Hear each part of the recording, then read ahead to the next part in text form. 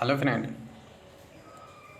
आज हम फिर एक बार आपके समक्ष प्राचीन भारत के इतिहास को लेकर उपस्थित हुए हैं। इसमें कुछ हम लोग पाठ पढ़ चुके हैं जो आपका है अतीत के अध्ययन हेतु काल का विभाजन, प्रागैतिहासिक काल, और अभी वर्तमान में हम लोग क्या पढ़ रहे हैं तो हड़प्पा सभ्यता। हड़प्पा सभ्यता में हम लोग नगर नियोजन और समाज इसको पढ़ चुके हैं। आज जो इस क्लास में पढ़ेंगे हम लोग धार्मिक व्यवस्था और आर्थिक व्यवस्था किस प्रकार के था हड़प्पा सभ्यता में, इसको आज देखने वाले हैं। तो चलिए देखते हैं।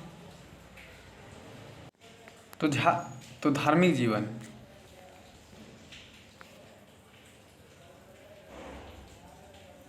कतई सैंदावासी अपने देवी देवताओं के अनेक रूप में पूजा करते थे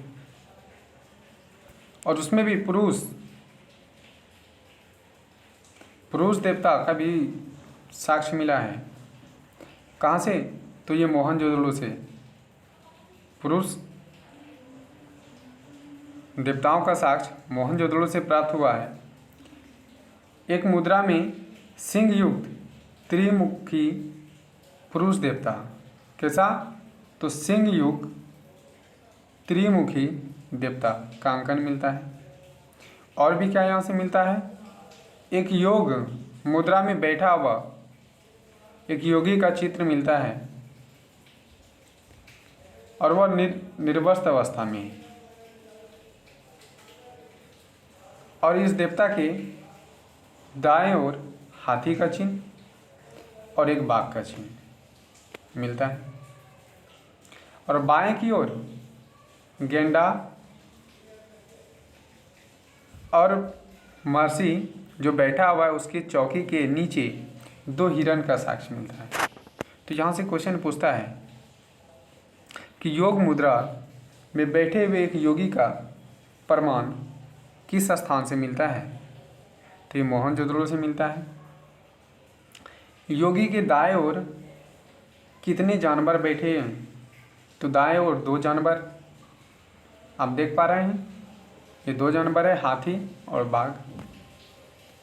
योगी के बाएं ओर कितने जानवर बैठे हुए हैं? तो एक जानवर गेंडा आप दिखाई दे रहा है। योगी के नीचे वाले भाग में कितने जानवर हैं? तो दो जानवर। ये भी पूछता है कि नीचे में कौन सा हिरण। यहाँ से और क्या क्वेश्चन बनेगा कि योगी के साथ कितने जानवरों का चिन्ह बना हुआ है। तो कितने की बात जैसे ही करेगा 5 जानवर हो जाएंगे, एक हाथी, दूसरा बाघ, तीसरा गेंडा और 2 यहाँ पर आपका आ गया हिरण, तो 5। लेकिन यहीं से यदि पूछ दे कितने प्रकार के जानवर मिला है तो 4 प्रकार के जानवर, संख्या 5, प्रकार 4। इतना ध्यान में रखना है। यहाँ से क्वेश्चन यही बनता है। चलिए आगे देखते हैं। क्वेश्चन कहता है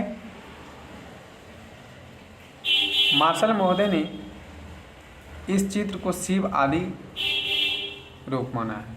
तो किसने माना है? तो वह जो चित्र है अंकन क्या हुआ, उसको शिव आदि का चिन्ह माना है।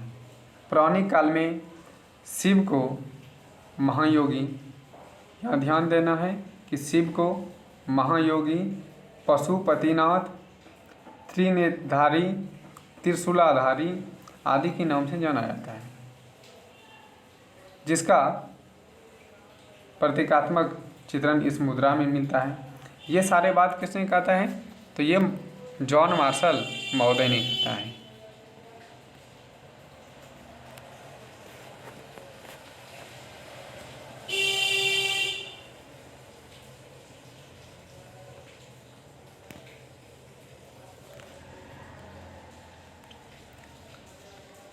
देखें,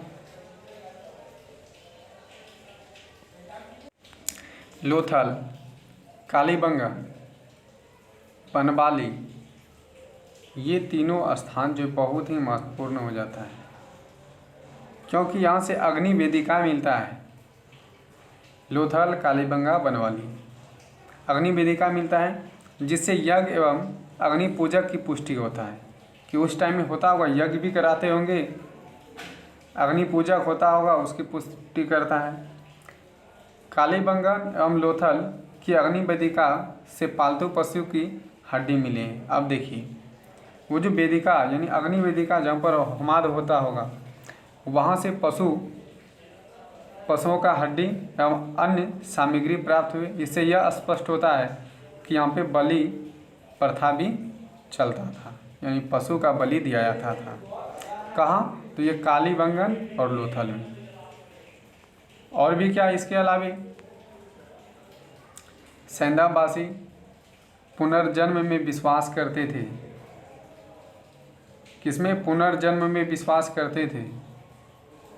अंधविश्वास का प्रचलन था, यहाँ पे अंधविश्वास का भी प्रचलन था। जादू टोना खूब प्रचलन में था, जिसमें बचने के लिए झाड़ फूँक और ताबीज बांधते थे। ये सारे जो है सैंदाबासी के लोग करते थे। लेकिन यहाँ से एक क्वेश्चन और पूछता है कि सिंधु सभ्यता में ये पुनर्जन्म का विश्वास तो था। जादू टोना, आप लोग बताइएगा कि जादू टोना किस वेद से संबंधित है? जादू टोना। इसके बाद आएंगे वैदिक सभ्यता, उसमें भी बताएंगे, लेकिन आप लोग कमेंट करके बताइए कि जादू टोना किस वेद से संबंधित है। और ये हम लोग देख लिए ये धार्मिक व्यवस्था। अब चलते हैं कि सिंधु सभ्यता के लोग अपने जीवन यापन के लिए किस प्रकार का वस्तुएं का यूज करते थे, उस पर भी चलते हैं। तो इसका आर्थिक जीवन, तो सिंधु सभ्यता पशुपालन, संचित कृषि, अधिशेष उत्पाद, विभिन्न दस्तकारी दक्षता और समृद्ध आंतरिक और विदेशी व्यापार भी करते थे। देखिए, विदेशी व्यापार समझ सकते हैं बहुत पहले से चल रहा है। सिंधु वासी के लोग व्यापार कर रहे हैं। दस्तकारी, जो हाथ से हम लोग बुनते हैं, वो बुनकर कार्य भी चल रहा है, यानी चित्रकारी भी स्टार्ट हो गया है, ये सब करने लगे हैं। लेकिन आप समझ सकते हैं प्राग सभ्यता में, वो सब में देख लिए, प्राग काल में देखिए कि किसका किसका किस प्रकार से विकास हुआ, और हम लोग ये सिंधु सभ्यता की ओर आ गए हैं। तो यहाँ पे देखते हैं कि पशुपालन के साथ साथ क्या करते थे? कृषि पर निर्भर थे। पशुपालन भी करते थे, कृषि पर भी निर्भर थे। हड़प्पा सभ्यता के लोग बहुत सारे पशु भी पालते थे। प्रमुख से भेड़, इसमें देखिए प्रमुख रूप से क्या क्या इसमें होता, यानी कि पालन करते थे पशुपालन में। तो भेड़, बकरी, गाय, बैल, भैंस, भैंसा, ये सब प्रमुख थे। सूअर पालतू एवं जंगली दोनों थे। सूअर जो था कैसा था? पालतू एवं जंगली। यहाँ से क्वेश्चन पूछेगा कि निम्नलिखित में से कौन से पशु जंगली एवं पालतू सिंधु सभ्यता में प्रचलन में था? तो क्या हो जाएगा? सूअर। कुत्ता पालतू पशु था। और इसमें पूछेगा कि मनुष्य ने सबसे पहले किस पशु का पालन शुरू किया, किसको पालतू बनाया? तो कुत्ता को बनाया है। ठीक है, इसके कई नस्ल मिले हैं। कुत्ता के भी बहुत सारे नस्ल मिले हैं। और सिंधुवासी क्या पालते थे? इसके अलावे ऊँट भी पालते थे। हड़प्पा से गधे के साक्ष्य मिले हैं। हड़प्पा में गधे का साक्ष्य मिले हैं। घोड़ा के संबंध में विद्वानों के बीच मतभेद है। इसका मतलब है कि घोड़ा नहीं के बराबर प्रचलन में होगा। सूर्यकोटदा से अंतिम चरण से घोड़े की हड्डी मिली। ये लास्ट के चरण में, यानी कि जब खुदाई हो रहा था और उसका देखा जाता है काल में, तो उसके लास्ट काल में एक घोड़े का हड्डी मिलता है, कहाँ से? सुरकुर्दा से। कहा जाता है संदर्भवासी के लोग घोड़े से परिचित थे, लेकिन ये अभी क्या है? विवाद है, ये स्पष्ट नहीं हो पाया है। संदर्भवासी और अन्य पशु से परिचित थे, जैसे हाथी, बाघ, हिरण, बरसिंगा, रीछ, खरगोश, बंदर, बिल्ली, गेंडा, मेढक, मेंढक नहीं, मेढा है, आदि से परिचित थे। सेंधववासी के लोग सिंह से परिचित नहीं थे। यहाँ से क्वेश्चन पूछा जाता है कि किस प्रकार से जानवर से वो परिचित नहीं थे। दे देगा ऑप्शन: खरगोश, बिल्ली, हिरण, हाथी, सिंह। तो उसमें सिंह क्या हो जाएगा? नहीं होगा। और भी क्या, कृषि में देखते हैं, कृषि के साथ साथ क्या है, अभी तो वो देखें हम लोग, पशुपालन के साथ साथ उसमें कृषि तो कर रहा था, लेकिन उसमें पशु कौन कौन सा पाला जा रहा था तो उसको भी बताएं। तो कृषि में देखते हैं कि आर्थिक संगठन में कृषि का अत्यधिक महत्वपूर्ण था। सिंधु और उनकी सहायक नदी के अत्यधिक उपजाऊ था, क्योंकि नदी के जो तटीय क्षेत्र होता है वो अधिक उपजाऊ इसलिए होता है कि वहाँ पे बार बार उसमें पानी के बहाव से उसमें ह्यूमस की मात्रा बढ़ जाती है और पैदावार बढ़ जाता है इसके कारण से। तो इसमें क्या, सेंधववासी अपने रबी फसल की बुआई अक्टूबर और नवंबर माह में करते हैं। और कमेंट भी करके अभी बताइए कि वर्तमान समय में रबी फसल कब बोया जाता है और कब काटा जाता है। और कटाई मार्च और अप्रैल में करता था, ये रबी फसल की बात।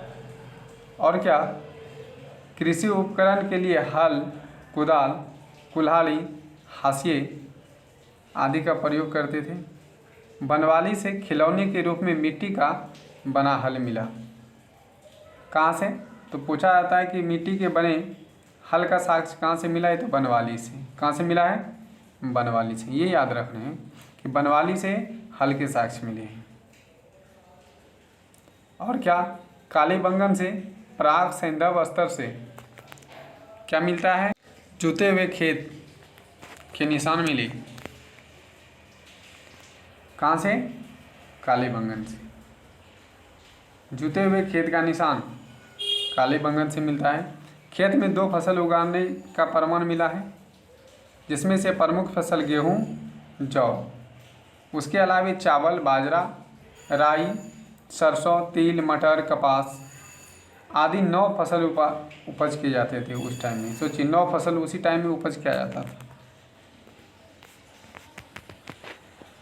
और बनवाली से उत्तम किस्म के जौ मिले हैं। यहाँ से क्वेश्चन आता है कि उत्तम किस्म के जौ किस स्थल से मिले हैं? तो बनवाली से मिला है। जुते हुए खेत का साक्ष्य कहाँ से मिला है? तो आप कमेंट करके बताइए, अभी जस्ट हम बताएं। लोथल एवं रंगपुर से चावल के साक्ष्य मिले हैं। लोथल और रंगपुर से चावल के साक्ष्य मिले हैं। गेहूं की 2 किस्में मिले हैं, ट्रिटिकम और कम्पेक्टम। और कम्पेक्टम जो है बड़े गेहूं हैं, इसी का नाम है पूरा। ये जो ट्रिटिकम, कम्पेक्टम, ये बड़े प्रकार के गेहूं हैं। ट्रिटिकम स्फेरिकम, ये छोटे दाने हैं। हड़प्पा एवं मोहनजोदड़ो से 6 धारी वाले जौ के साक्ष्य मिले हैं। यहाँ से क्वेश्चन, 6 धारी वाले जौ के साक्ष्य कहाँ से मिले हैं? तो हड़प्पा और मोहनजोदड़ो से मिले हैं। सेंधववासी विश्व में कपास के प्रथम उत्पादक थे। पूछा जाता है कि पूरे विश्व में सबसे पहले कपास की खेती कहाँ पर किया गया? तो वहाँ पे सेंधववासी ये सब नहीं रहता है, मेसोपोटामिया ये सब नहीं रहता है, चीन रहता है, जापान रहता है, भारत रहता है। तो वहाँ पे क्या देना है? भारत। ठीक है, इसलिए यूनानी ने कपास के नाम को सिंडोन, जो सेंधववासी की उपज था इसलिए इसको सिंडोन, कौन? यूनानी के लोगों ने क्या कहा? सिंडोन बोला था। जब इतना यहाँ पे फसल उपज हो रहे हैं तो व्यापार भी होगा, उसके लिए उद्योग भी लगेंगे। तो देखते हैं उद्योग क्या क्या उसमें लगाए गए हैं उस समय। तो सेंधावासी विभिन्न उद्योग से परिचित थे और प्रमुख उद्योग किसका था? वस्त्र का, क्योंकि यहाँ पे कपास की खेती बहुत ही ज़्यादा मात्रा में। और सिंधु सभ्यता के लोग सूती वस्त्र और ऊनी वस्त्र दोनों प्रकार के वस्त्र का प्रयोग करते थे। और सैंधव स्थल के प्रत्येक मकान में कताई बुनाई का प्रयुक्त मिट्टी एवं संघ के बने 2-3 छेद वाले क्या मिला है? तकवे मिले। इसका मतलब है कि प्रत्येक घरों से यह कताई बुनाई चल रहा था। इस प्रकार का बना हुआ साक्ष्य मिला है प्रत्येक घरों में। इसका मतलब वस्त्र की बुनाई करते होंगे सिंधु सभ्यता के लोग। और क्या? मोहनजोदड़ो वस्त्र उद्योग का महत्वपूर्ण केंद्र पूछेगा। सिंधु सभ्यता में वस्त्र उद्योग के लिए महत्वपूर्ण स्थान कौन सा है? तो मोहनजोदड़ो। कौन सा होगा? मोहनजोदड़ो। इसके अतिरिक्त सैंधव सभ्यता के धातु उद्योग, गुड़िया मनका उद्योग, मूर्ति उद्योग, मृदभांड उद्योग, हाथीदांत से निर्मित वस्तु का उद्योग इस प्रकार से प्राप्त थे। ईंट का भी प्रचलन था। अब वहाँ के लोग जब इतना सारे सामग्री का उत्पादन करेंगे तो कहीं न कहीं व्यापार करेंगे। तो देखते हैं व्यापार के लिए कहाँ कहाँ जाते थे और क्या क्या व्यापार में करता था। आंतरिक और बाह्य दोनों प्रकार के व्यापार करते थे, यानी देश में भी और विदेश में भी।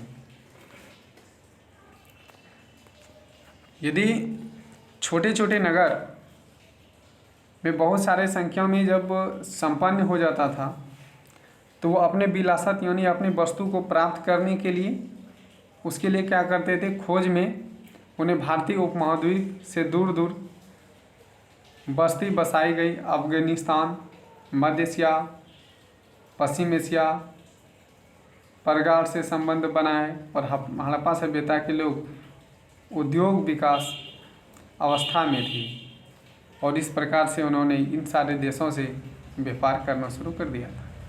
लेकिन हड़प्पा सभ्यता में हमें उन उद्योग के लिए कच्चे माल उपलब्ध नहीं मिले जो व्यापार करते थे, लेकिन उसका कच्चे माल का हड़प्पा सभ्यता में साक्ष्य नहीं मिलता है। सैंधववासी कच्चे माल की प्राप्ति हेतु दूर दराज यात्रा की, यानी कि दूर दूर तक यात्रा करते होंगे। कच्चे माल की प्राप्ति तो वाणिज्य व्यापार कर्म का प्रथम सोपान है। सोपान मिलता है। दूसरे सोपान में नाम ये देख रहे हैं एक प्रकार का निर्मित वस्तु जिसमें कि घरेलू, क्षेत्रीय, विदेशी बाजार तक पहुंचते थे, यानी कि उसको बेचने के लिए बहुत दूर दूर तक जाते होंगे। गांव अभी भी बहुत सारे ऐसे हैं कि छोटे छोटे रेहड़ी पर लगा कर कहाँ चल जाते हैं सामग्री को बेचने के लिए गांव में, शहरों में। तो पहले भी इस प्रकार से करते होंगे। अब देखिए किन किन क्षेत्रों से व्यापार करते थे और क्या क्या मंगाते थे, तो इसको भी देख लें। यदि चांदी की बात करें तो चांदी अफगानिस्तान और ईरान से ये मुख्य व्यापार का केंद्र था उस टाइम में। ये मुख्य रूप से ज़्यादातर जो अफगानिस्तान से चांदी मंगाए जाते थे। सोना कर्नाटक से, कोलार की खान से। तांबा राजस्थान की खेतड़ी से और कुछ ओमान से भी मंगाते थे। टीन अफगानिस्तान से। टीन कहाँ से मंगाया जाता था? अफगानिस्तान से। सेलखड़ी बलूचिस्तान राजस्थान से। लाजवर बदख्शा। फिरोजा खुरासान। चट पत्थल बलूचिस्तान। लाल रंग ये कहाँ से मंगाते थे? फारस की खाड़ी हमुर्ज से। देवदारू और शिलाजीत हिमालय पर्वतीय क्षेत्र से। इसमें जो क्वेश्चन पूछा जाता है इस पे थोड़ा गौर करेंगे। ज़्यादातर क्वेश्चन यहाँ से पूछा जाता है कि सोने कहाँ से मंगाया जाता है, तो कर्नाटक और कोलार के खान से। और तांबे राजस्थान की खेतड़ी से। सबसे ज़्यादा क्वेश्चन यही पूछा जाता है कि तांबे कहाँ से मंगाया गया, तो वो खेतड़ी से मंगाया गया था। चलिए आगे देखें। और अब विदेशी व्यापार में क्या क्या करते थे। सैंदाबासी के संबंध अनेक वाई संस्कृति के साथ, यानी अब अलग अलग संस्कृति से भी जुड़ रहे हैं। दूसरे देश जब जा रहे हैं तो वहाँ की संस्कृति कल्चर को देखेंगे, किस प्रकार के लोग खाना खाते हैं रहते हैं, कुछ वहाँ से भी सीखेंगे, कुछ अपना भी प्रभाव वहाँ पर छोड़ेंगे। तो मेसोपोटामिया, मिस्र, क्रीट और फारस की खाड़ी देश के साथ व्यापार कर रहे थे। मेसोपोटामिया के साथ व्यापार के संबंध में अनेक पुरातात्विक प्रमाण मिलते हैं। विद्वान का मानना है कि मेसोपोटामिया एक हड़प्पा व्यापार बस्ती मिली है, यानी मेसोपोटामिया में भी एक हड़प्पा का बस्ती मिला है। मेसोपोटामिया से प्राप्त अभिलेख के दिलमुन, मन, मेलवा नामक क्षेत्र का उल्लेख है। जो मेसोपोटामिया का अभिलेख मिला है वहीं पे दिलमुन, मग्न, मेलवा नामक क्षेत्र का उल्लेख करता है। इन क्षेत्र में मेसोपोटामिया लोग व्यापार संबंध में दिलमुन का समीकरण बहरीन से और मगन का समीकरण मकरान तट से, मिलवा का समीकरण सैंदव क्षेत्र से किया गया। यानी कि ये सबका जुड़ाव, यानी कहता है कि मिलवा ये जो शब्द है ये कहीं न कहीं सैंदव से जुड़ा हुआ है, ये मग्न जो है मकरान से जुड़ा हुआ है। इस प्रकार की बातें बताते हैं। मेसोपोटामिया के लोग सैंदव क्षेत्र से सूती वस्त्र, हाथी के दांत, निर्मित वस्तु, कर्नेलिया पत्थर के बने मनके आयात करते थे। ये सिंधु सभ्यता के क्षेत्र से, आप सोच सकते हैं जब सिंधु सभ्यता के क्षेत्र से वहाँ के लोग वस्तु को मंगाएंगे तो पहले तो विकसित क्या होगा, हड़प्पा सभ्यता हुआ होगा, या तो दोनों एक ही साथ विकास हुआ होगा, ये हो सकता है। चलिए आगे देखते हैं। हड़प्पा मुद्राएं भी मेसोपोटामिया के क्षेत्र से मिला है। सैंदववासी का मिश्रण फारस की खाड़ी क्रीट से भी व्यापार संबंधित है। सोच सकते हैं कि उस टाइम में भी बहुत दूर दूर तक व्यापार करते थे, जो कि इतना कम साधन होता था पहले। जब व्यापार कर रहे होंगे उस टाइम में तो यातायात के लिए कुछ तो साधन होगा, कोई न कोई मार्ग तो होगा।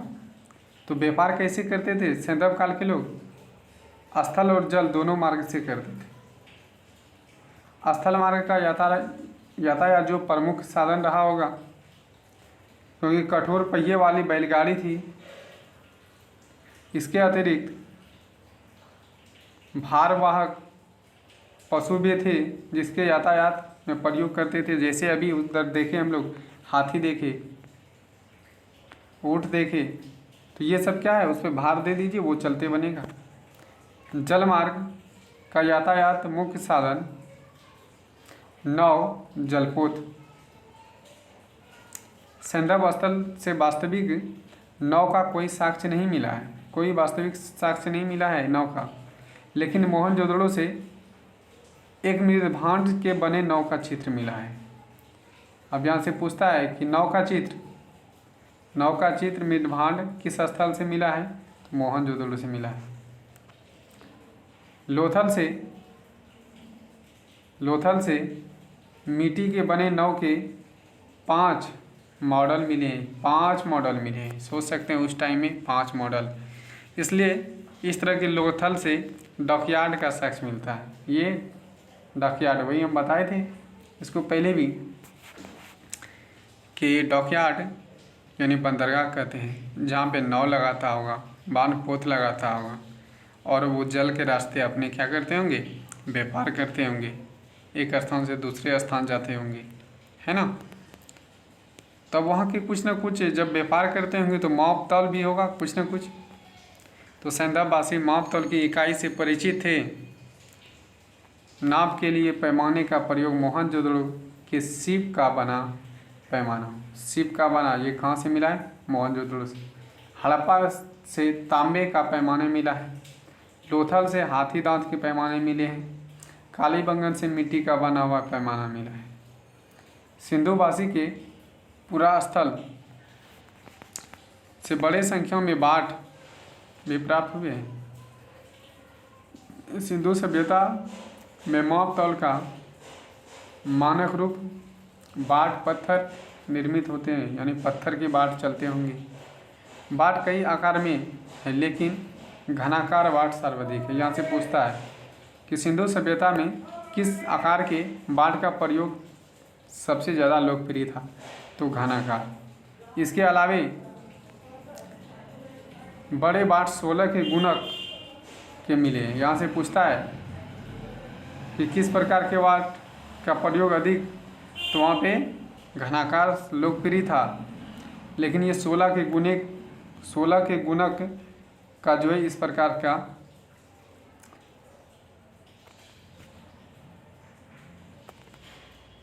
बाट का प्रयोग किया गया था।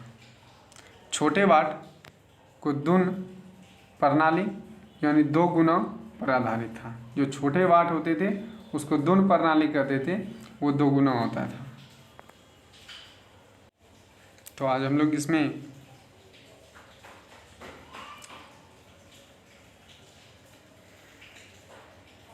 आर्थिक और धार्मिक स्थिति को पढ़ लिए। अब अगले दिन सैंधव कला किस प्रकार की कला चलता था, कला के बारे में पढ़ेंगे और इसके कुछ प्रमुख तत्व उसको देखेंगे और ये सैंधव सभ्यता समाप्त हो जाएगा।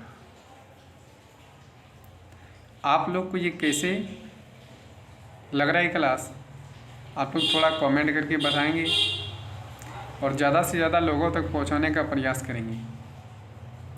यदि इसमें कुछ त्रुटि हो रहा है तो आप हमको सलाह दे सकते हैं, इसमें स्वतंत्र हैं। यदि किसी प्रकार की दिक्कतें आ रही हैं तो आप हमको स्वतंत्र रूप से बोल सकते हैं, कमेंट में आप लिख सकते हैं, आपकी ये स्वतंत्रता है। आज के लिए इतना ही। जय हिंद।